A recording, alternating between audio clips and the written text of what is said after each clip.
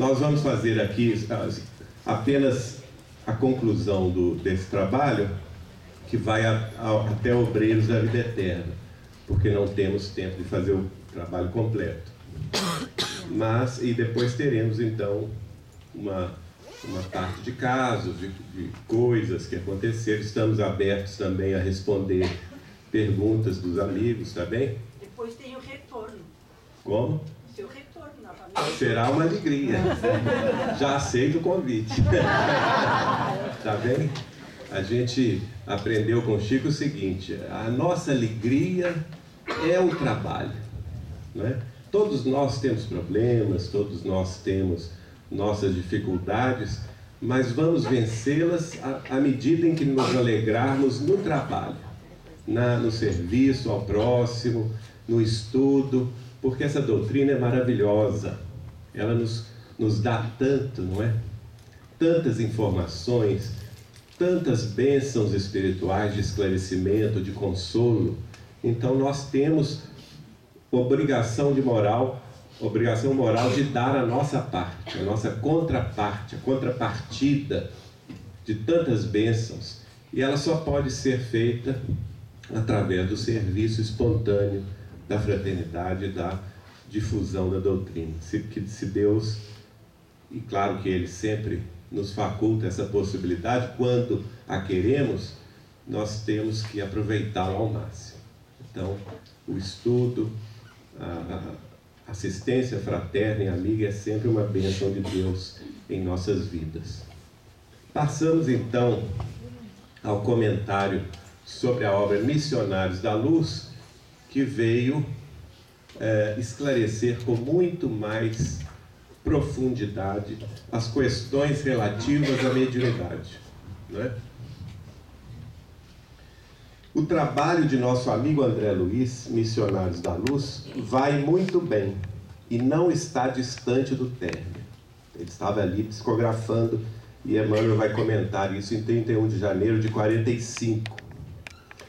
Urgem simplificar para não complicar. Reduzir o alimento com proveito para que não haja distúrbios de assimilação. Olha aí.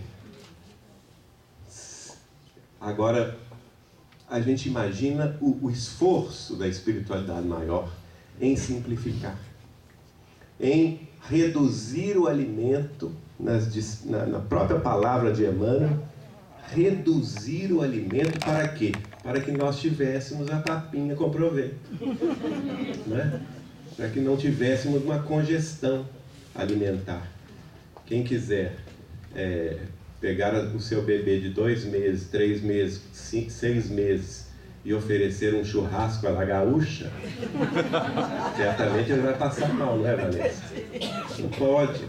Então, é assim, a espiritualidade tem esse cuidado, esse carinho quase maternal, paternal conosco, para que a gente não tivesse distúrbios na assimilação das verdades espirituais que aos poucos estavam sendo reveladas livro a livro, passo a passo, medida a medida, sem pressa, porque às vezes quando a gente começa na doutrina, a gente fica tão entusiasmado, não é? Que fala que vai fazer tudo, e fica naquele entusiasmo: eu vou ser médium, eu vou dar passe, eu vou ajudar os idosos, eu vou fazer evangelização infantil, e vou fazer visita aos nossos irmãos ancenianos, e aquela maravilha, fica pensando em Francisco de Assis, daqui a pouco está até andando de sandália. Mas daí a uns 2, 3 meses, aí não dá conta do recado, não é? Começa a falhar. Aí começa a falhar, tem sempre uma desculpa, daqui a um pouco ele nem no centro aparece mais. Então é bom o entusiasmo inicial, mas é melhor aquela constância, né?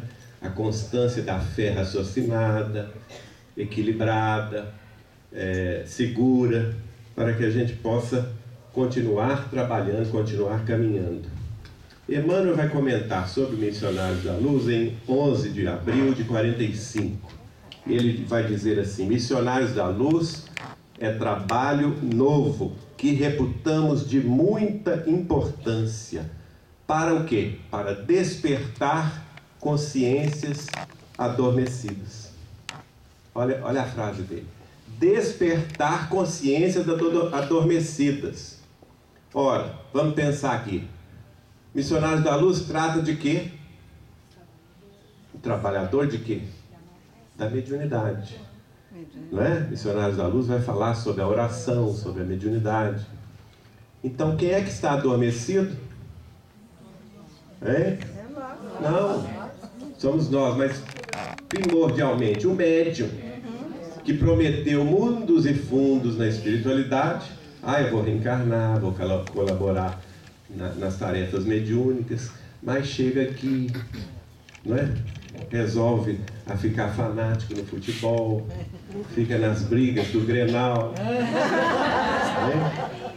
não é? Ou então fica muito ligado na novela, e aí começa a esquecer o compromisso, o comprometimento espiritual, não é? Não quer dizer que os espíritos encarnados também não tenham suas diversões e suas... O próprio Nosso Lar fala isso, né? Isso é natural. Chico Xavier era do Galo, viu? Lá em Minas era Atlético. Em São Paulo ele era corintiano. Hein? Aqui eu não vou dizer. Aqui eu não vou dizer. Paulo Rogério está puxando a minha língua aqui, mas eu não vou dizer, porque eu posso apanhar de metade da conversa. Não é? Tem um caso gozado que a Nena Alves conta do Chico, que foi lá em São Paulo. E lá em São Paulo, vocês sabem, são grandes times e a disputa muito acirrada, né? E ele era corintiano. E num daqueles finais de campeonato, ela reside ali próximo ao estádio do Pacaembu, em São Paulo. E num daqueles finais tinha jogado o Palmeiras com o Corinthians. E o Palmeiras tinha dado um couro no Corinthians. E o Chico estava lá em São Paulo, ficou triste.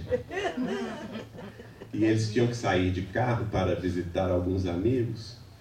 E como ela reside próximo ao estádio, ainda tinha aquela movimentação, né, de palmeirenses balançando a bandeira verde e tudo.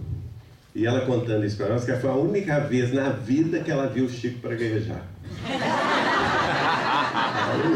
A única vez, porque ele não aguentou, ele estava dentro do carro e os palmeirenses passando com a bandeira e balançando o carro, né? Aí ele abriu o carro sem pedir permissão a Nena ou ao Chico Galvez e pôs a cabecinha de fora e gritou: Corinthians!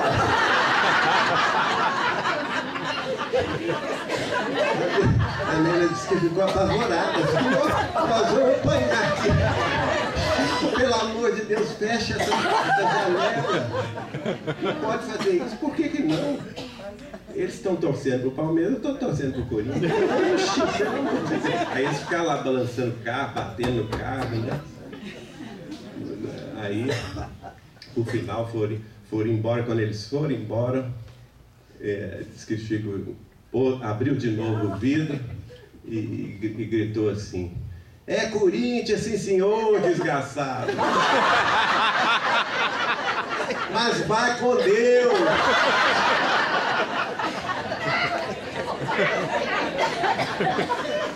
A única vez dessa encarnação que ele falou praguejou. O Chico era de volta. Então,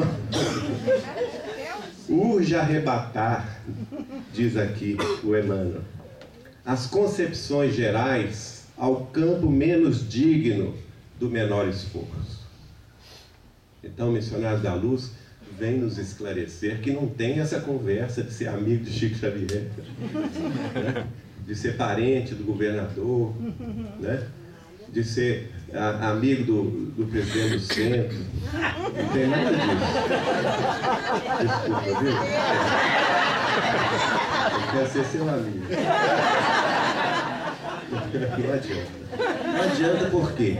Porque não existe essa história do menor esforço. Na vida espiritual existe a meritocracia, né? A organização pelo mérito, o valor, pelo mérito do esforço pessoal da criatura. Não existe privilégio. Cada um recebe segundo as suas obras. E especialmente em mediunidade. Ninguém vai realizar uma obra mediúnica com esforço alheio. Ou vai? Porque às vezes a gente quer pegar emprestado espírito alheio, né?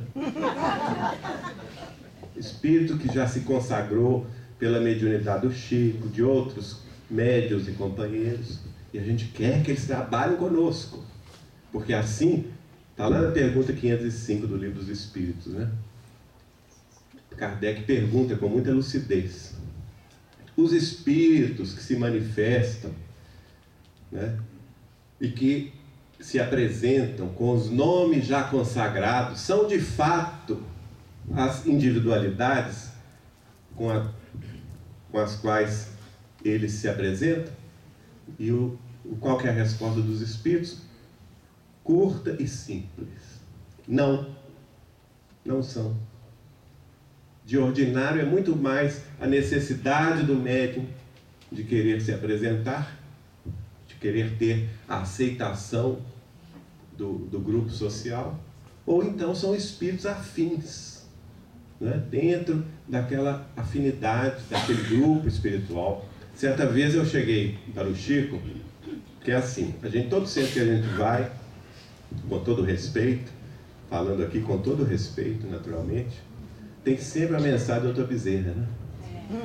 E eu pensava assim, puxa vida, mas esse Dr. Bezerra, ele é danado, porque ele tem o dom da ubiquidade múltipla. Ele se divide em 300 mil ao mesmo tempo, porque imagina todo o centro espírita no Brasil. Quantos serão? Nem tenho ideia. São milhares, não é? Só Belo Horizonte, minha cidade natal, tem quase 500 centros espíritas funcionando. Só Belo Horizonte.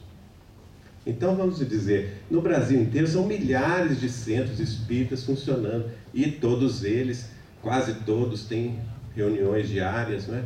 Normalmente às 20 horas da noite, e está lá Dr. Bezerra assinando mensagem.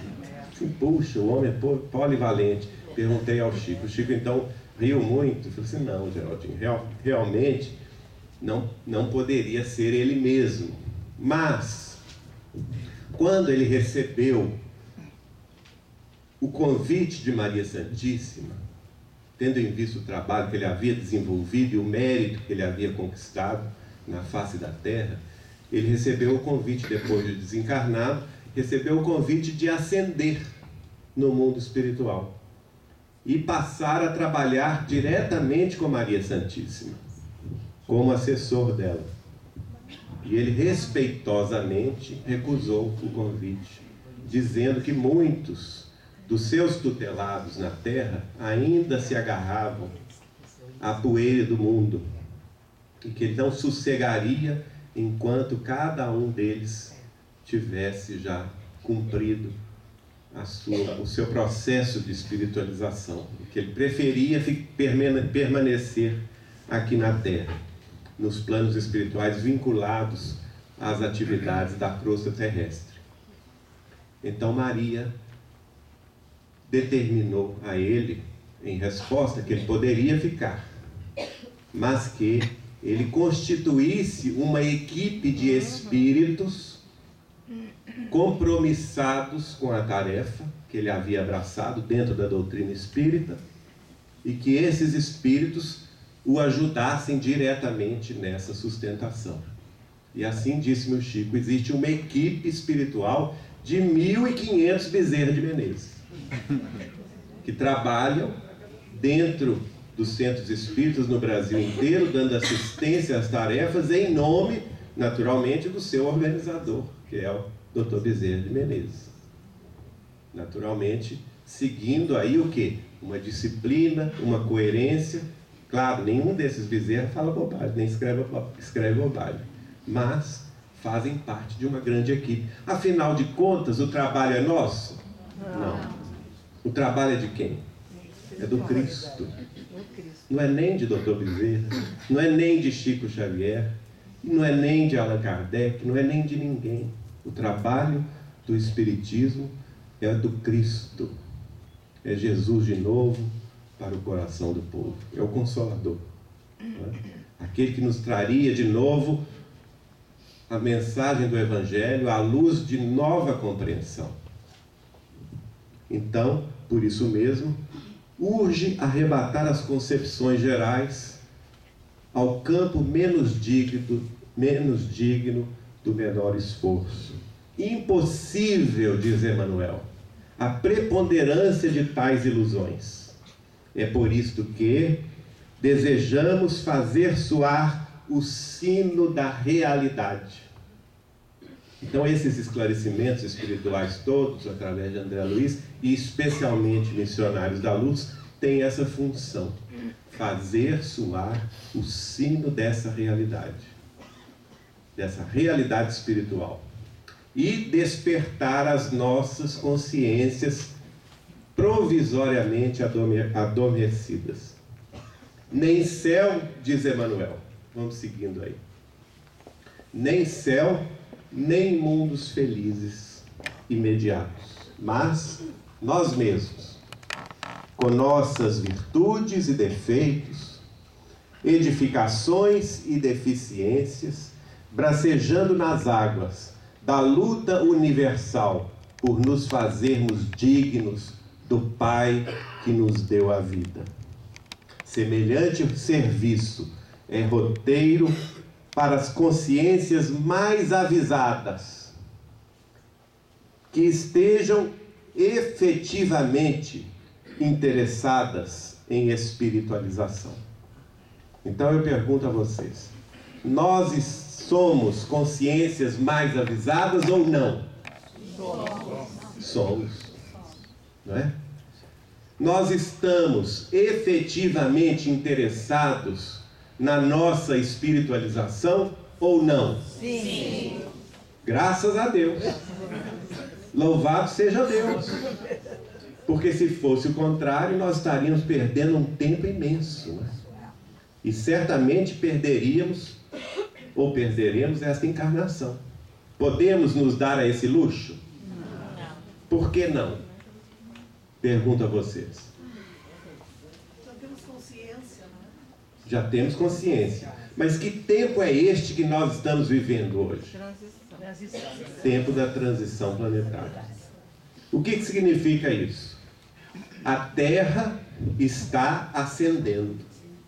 Ascendendo a um novo degrau de evolução dentro do concerto geral dos planetas. E neste novo degrau ela será, nós queiramos ou não, ela será um mundo regenerado. Por que isso? Porque isso não é determinação humana. E nem determinação de espíritos superiores. Isto é determinismo divino. O espírito de Humberto de Campos diz lá, escreve lá, no livro Brasil, Coração do Mundo, Pátria do Evangelho, que isto é determinado por Deus. Deus quer que a Terra se eleve à categoria de mundo regenerado, que ela ascenda no concerto geral dos planetas, não é? Das humanidades. Então, nós vamos ficar na Terra como prevê o Cristo? Os pacíficos herdarão a Terra? Ou será que vamos preguiçosamente deixar para amanhã e perder essa oportunidade e sermos degradados de novo? Vamos seguir ou não? É preferível seguir, não é? Principalmente nesse momento essa é a última chance, gente. Esta é a última chance que nós temos aqui neste planeta terreno. Porque ele está ascendendo. É preferível ficar e seguir com ele. Porque aí nós teremos um campo de progresso, o Chico falava comigo, ilimitado. Em determinado momento ele vai me dizer: nenhum de nós pode prever os avanços que nós teremos aqui mesmo na Terra, a partir de julho de 2019. se nós permanecermos em paz.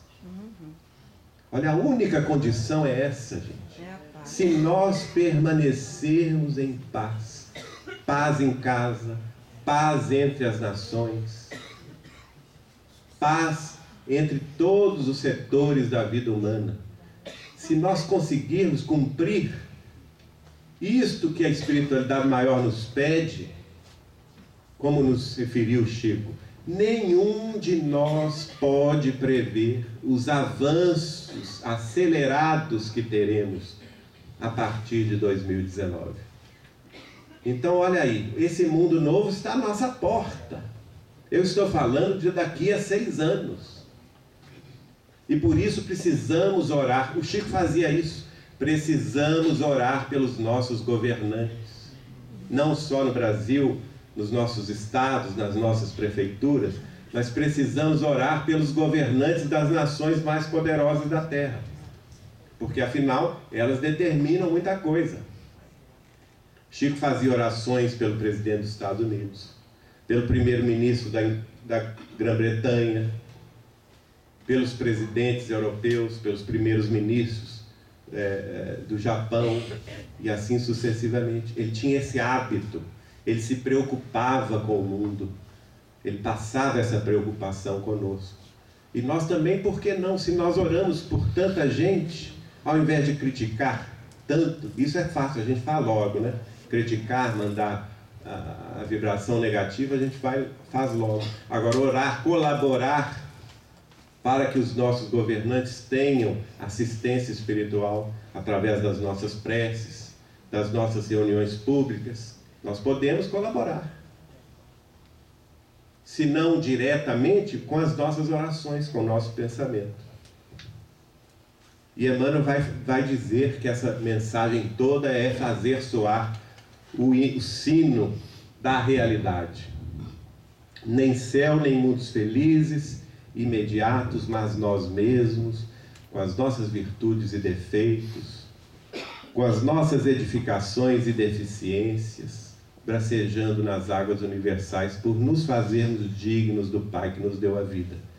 Isso é o que é a realidade. Não tem essa história de céu católico, nem mundos felizes espíritas. Olha a crítica que ele faz aqui. Porque mudou de religião, ou porque ingressou na doutrina espírita, não significa que mudou a concepção de céu, né? Aquele céu gratuito. Ah, não, eu fui um bom espírita. Eu tomei paz toda semana, tomava água fluida, frequentava as reuniões, né? Ouvia os palestrantes com atenção. Então fica esperando o mundo. Vai sair daqui, vai querer o mundo feliz. O mundo vai lá para Sírios. Fica sonhando com as alturas.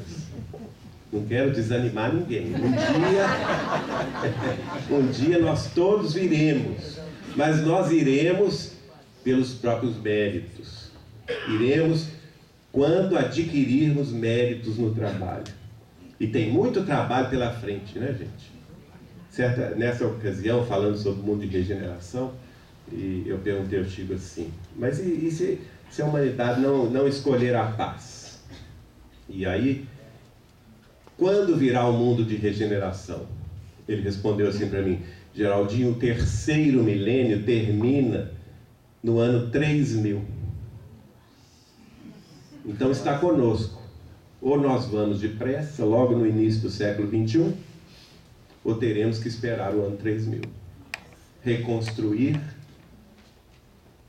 em séculos de novas encarnações dolorosas, ou aproveitar o momento único que nós temos agora, nos darmos os braços, as mãos, os corações e construir uma sociedade mais justa, mais fraterna, mais em paz, hoje, agora.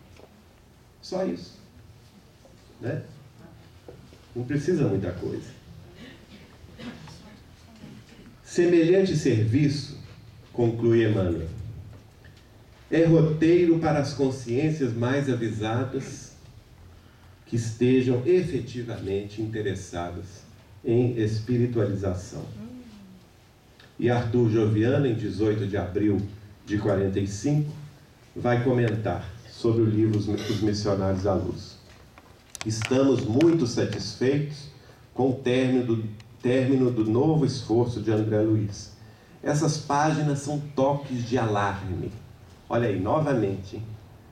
Você veja a sintonia entre um espírito e outro, né? Essas páginas são toques de alarme espiritual, despertando corações e consciências. Muitos amigos espirituais prestaram a ele o concurso de que poderiam dispor, a fim de que o seu livro fosse terminado e entregue à circulação das ideias renovadoras. Com o tempo, observarão vocês as vivas claridades que jorram dessa fonte. Novamente, uma informação espiritual confirmando que muitos companheiros espirituais prestaram concurso ao mensageiro André Luiz na organização das ideias que compõem o conjunto da obra, né? Então, uma obra coletiva. Isso é lógico, não é, gente? Aliás, eu vou perguntar a vocês: o Centro Espírita não é uma obra coletiva? É. Cada um de vocês aqui não tem uma responsabilidade aqui dentro? Sim. Não é? Nós não colaboramos conjuntamente para o sucesso das atividades, para o concurso fraterno, para o estudo. Eu soube que a casa tem vários grupos de estudo. Quantos, Vera? 90. 90 grupos de estudo. Não é? Não é um esforço coletivo? É assim também na espiritualidade maior. A obra não é nominal, ela não é pessoal. Ao contrário, a obra é impessoal. Por quê? Porque ela vem de Deus. E por Deus ela se manifesta no Evangelho renovado, que é o Evangelho de nosso Senhor Jesus Cristo, à luz dos nossos entendimentos atuais, dentro da doutrina dos Espíritos. E prossegue Neio Lúcio falando: as narrativas de nosso lar e os esclarecimentos de Os Mensageiros constituem como que um curso de introdução ao entendimento das atividades do homem além-túmulo, que, em Missionários da Luz, foram destacadas com muito critério e observações legítimas. Vocês observarão que extraordinários caminhos se desenham para os pensamentos, abrindo-lhes esferas novas de serviço renovador. Agora a gente imagina, não é? Nosso lar e os mensageiros foram um curso de introdução. Para quê? Para a obra mais importante naquela ocasião, que foi a consecução de Missionários da Luz, que foi trazer para nós, em 1945, conceitos mais aprofundados sobre a mediunidade,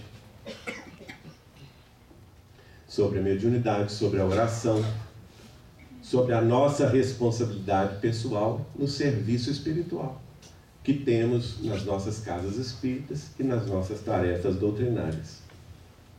E, como fala aqui Neio Lúcio, vai abrir para nós caminhos extraordinários, chances benditas de trabalho, de serviço, oportunidades com que somos ofertados no serviço da nossa própria libertação espiritual, no serviço que significa a nossa própria salvação.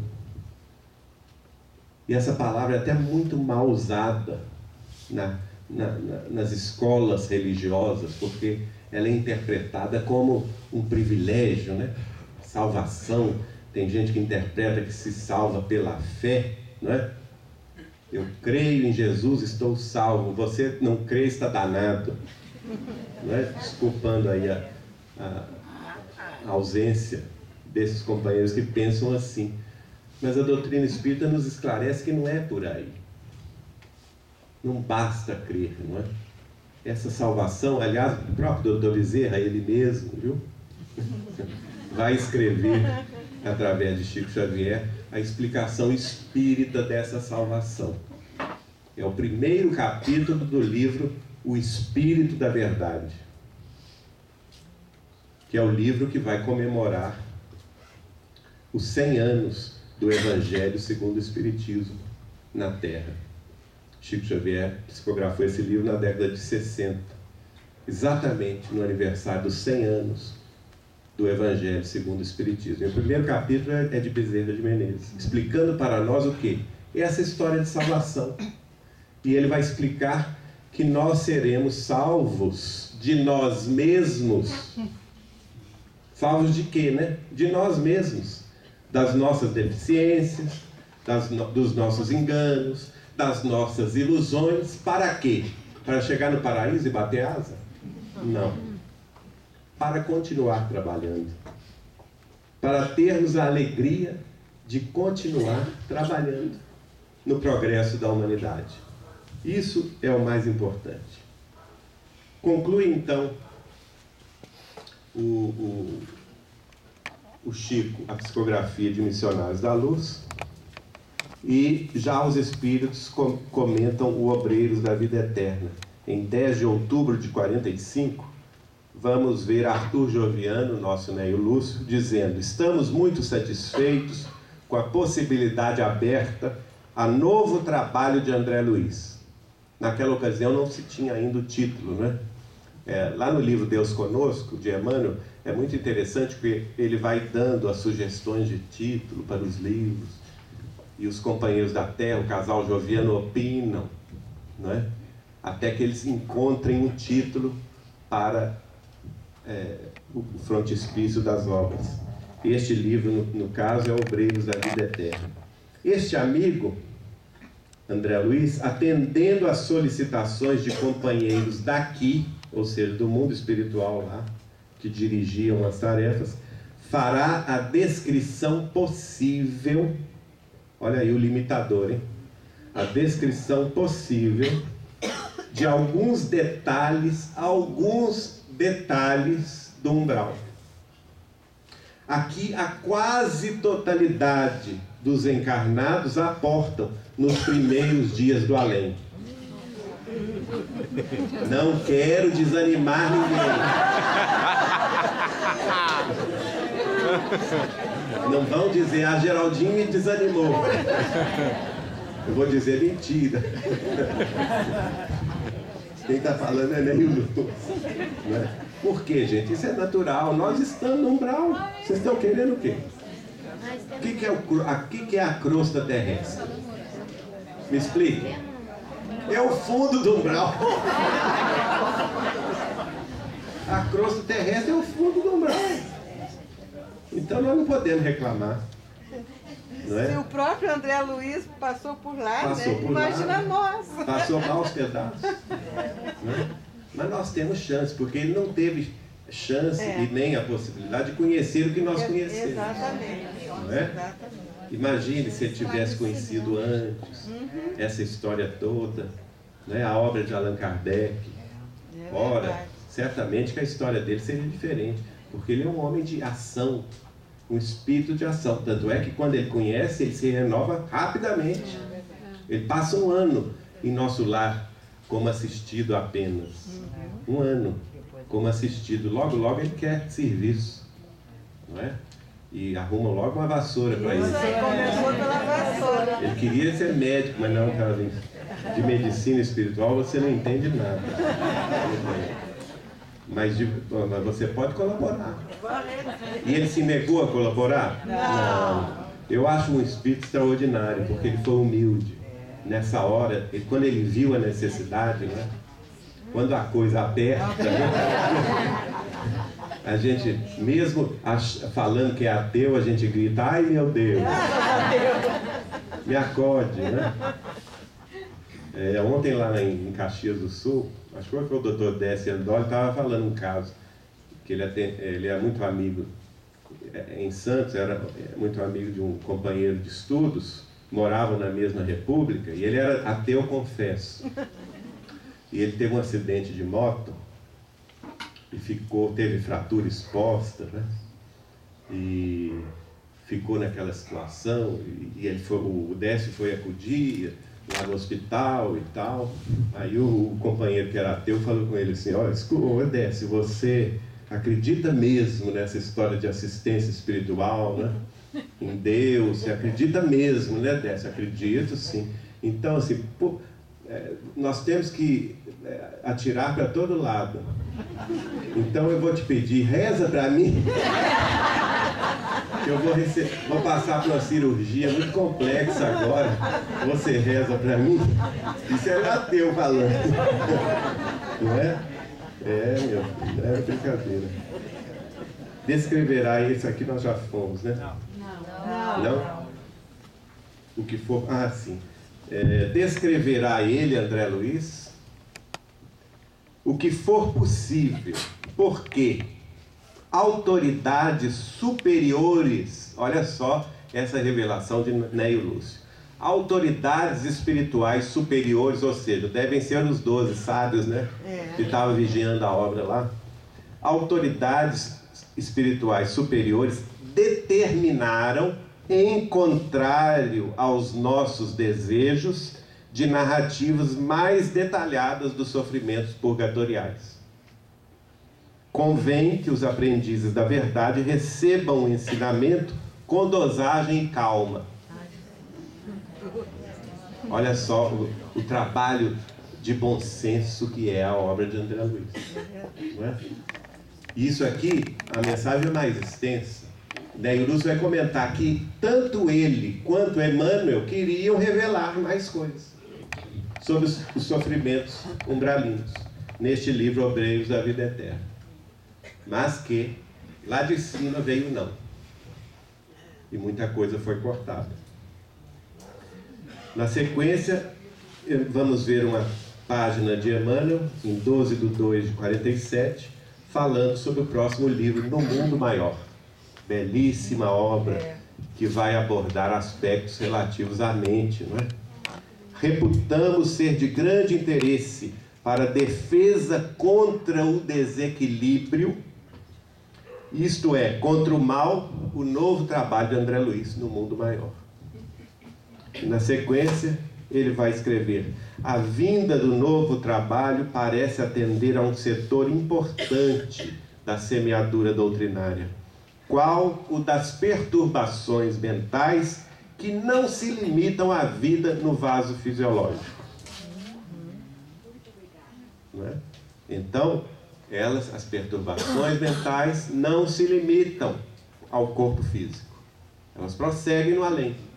É um processo de longo curso.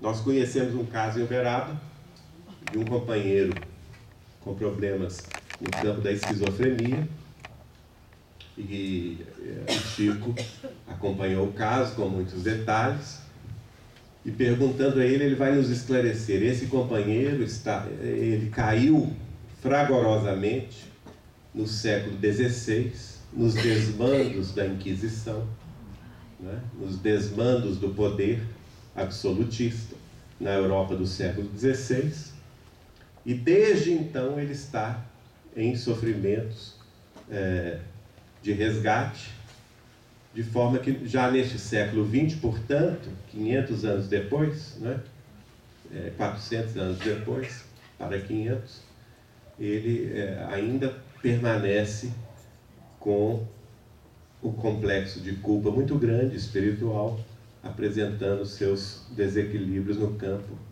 da esquizofrenia. E eu perguntei ao Chico, mas a chance dele se curar nesta encarnação? O Chico disse-me não. Mas ele tem trabalhado na doutrina espírita, e o trabalho que ele vem fazendo, embora modesto, mas dedicado, está granjeando para ele muitas simpatias, muitas energias positivas, de forma que ele provavelmente se curará do problema quando desencarnar no mundo espiritual, e terá a sua redenção na próxima vida, quando ele então vai reencarnar como médium. Já terá condições de canalizar as suas energias para o trabalho da fraternidade na mediunidade com Jesus. Então, tudo a gente tem que ver com olhos de longo prazo, não é? Não podemos ser imediatistas. Deus sabe o que é melhor para todos nós. E no tempo certo. Se possível... O nosso irmão, Emmanuel diz, busca auxiliar com devotamento na solução do problema do socorro às entidades perturbadas, ainda não em processo de loucura total. Aí na esfera carnal e aqui em nossos círculos. Se possível... aí já é outro livro. Então, mostrando aí que no mundo maior está enfocando este lado, né, da mente. E agora o último livro que vamos comentar é o Libertação, para encerrarmos esse trecho das nossas considerações. Em 13 de outubro de 48, Emmanuel vai dizer: se possível, pretende o nosso irmão André Luiz iniciar seu novo trabalho depois de amanhã. Ou seja, Libertação começou a ser psicografado no dia 15 de outubro de 1948. Será um serviço em que todos nos centralizaremos. Novamente a informação, serviço coletivo. Será um serviço em que todos nos centralizaremos. Os desencarnados, não porque seja belo ou diferente dos outros, mas por envolver assunto muito próximo da esfera dos homens, com exposição de certas fases de nossa luta com os irmãos inferiores, isto é, inscientes ou menos aparelhados ao bem com Cristo. Curioso que ao escrever, ele, ao se referir aos irmãos habitantes das sombras e das trevas na terra, inicialmente ele coloca irmãos inferiores, mas ele mesmo se corrige. Isto é, inferiores não, inscientes. Ou por outra, irmãos menos aparelhados com o bem com Cristo. Oxalá todos nós possamos ter esse tipo de visão, né?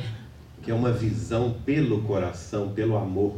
Olhar os nossos irmãos infelizes, ou por outra, nós mesmos, ontem, com este olhar, irmãos menos aparelhados ao bem com Cristo. E tem um caso,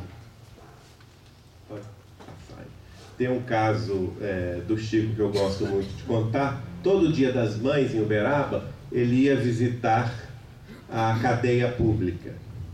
O Chico era assim, tinha cada programa, né? A gente pensa logo, dia das mães, opa, vamos reunir com as nossas mães, não é assim? O Chico ia visitar a cadeia pública e carregava um monte de gente com ele, né? E ele gostava disso porque, segundo ele, era o dia de mais paz na cadeia, porque as mães dos presos estavam ali com eles, dispensando o seu amor, o seu carinho. E certa ocasião, o Bacer, que ia com ele, observou uma cena muito comovente, porque ele ia fazendo questão de entrar cela a cela, pedia ao diretor da prisão que abrisse, né, a cela. Aí chegou numa determinada cela onde tinham 40 e poucos detentos, e